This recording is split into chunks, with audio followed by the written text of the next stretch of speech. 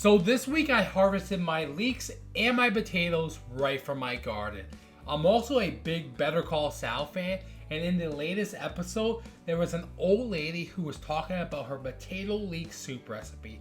So I got inspired to create my own potato leek soup recipe using the leeks and potatoes that came right from my garden.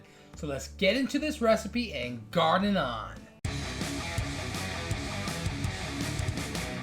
So in the Better Call Saul episode, she mentions that the secret to her potato leek soup is all in the leeks, but garlic helps too. So I'm adding the remaining leeks I have from my garden and an entire head of garlic. That should help the flavor.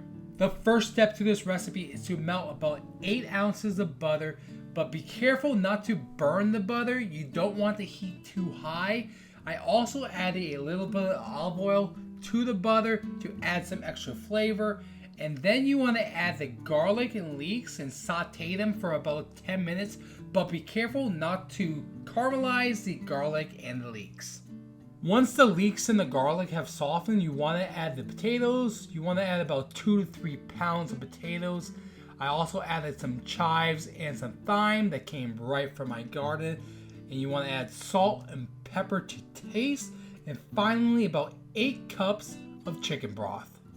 Next, you want to bring this mixture to a boil, then simmer for 15 minutes with the lid on the pot. After the soup has simmered for 15 minutes, you want to add a cup of heavy cream and then put the lid back on and simmer for another 30 minutes.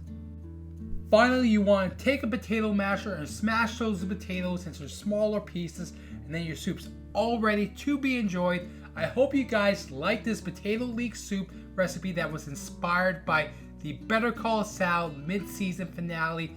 But if you guys liked this video or found any information in it helpful, please consider liking the video and subscribing for more.